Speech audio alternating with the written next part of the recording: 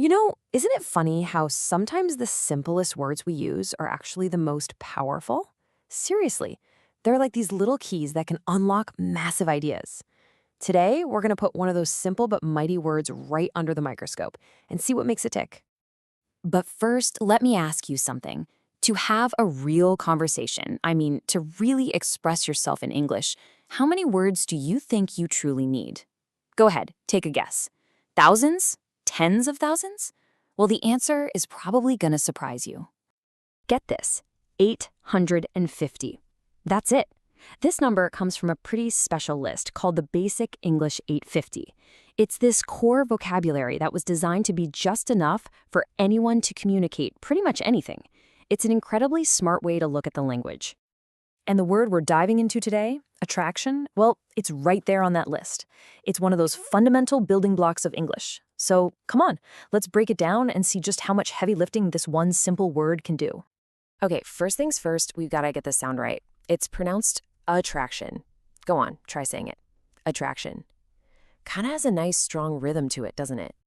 Now, what's so cool about attraction is how much work it does. This isn't just one single idea. It's a total powerhouse that carries at least 3 really different common meanings that we use all the time, maybe without even thinking about it. Let's start with the most basic meaning. At its core, attraction is a force, right? A pull that brings 2 things together. And this can be a literal, physical thing, but as we're about to see, it can also be a totally emotional one. So let's start with the physical. Just think back to science class for a sec. A magnet and a piece of metal, they have this invisible force, an attraction, pulling them together.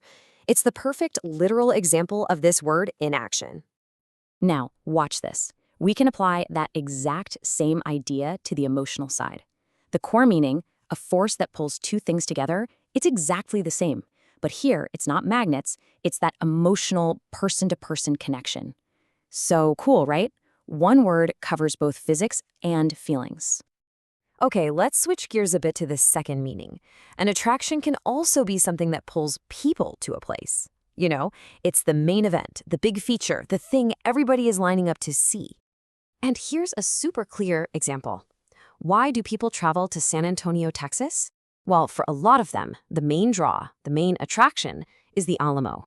The word itself tells you that this place has a special power to pull in a crowd. And finally, our third definition. This one's a little more abstract. In this sense, attraction is the quality inside of something, or someone, that sparks our interest, gives us pleasure, and, well, makes us like it.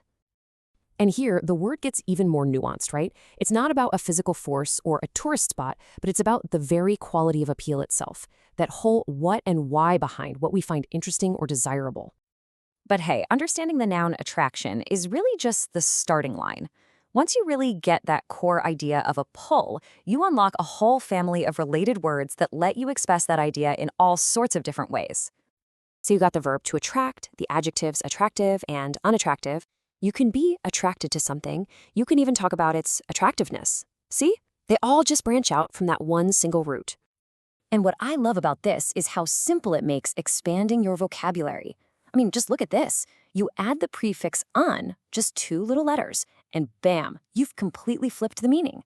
You've just doubled your descriptive power right there. That's what I call efficiency. So this all brings us right back to where we started, doesn't it? This deep dive into just one word, attraction, it's not just some grammar lesson.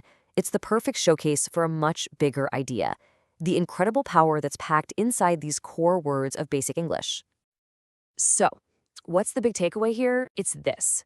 Focusing on these 850 foundational words is the most direct route to really communicating well. Every single one you master, like attraction, isn't just one word. It's a key that opens dozens of doors to expressing really complex thoughts. Just think about what we just covered. The physics between 2 magnets, the emotional bond between 2 people, and the reason thousands of people visit a historic site. All of that communicated with one simple, elegant, and powerful word from that core list of 850. So I'll leave you with a final thought to chew on. Now that you've seen the power hiding in attraction, what's the most powerful, simple word that you know? The one word that you feel does the most work in your day-to-day vocabulary. Give it some thought.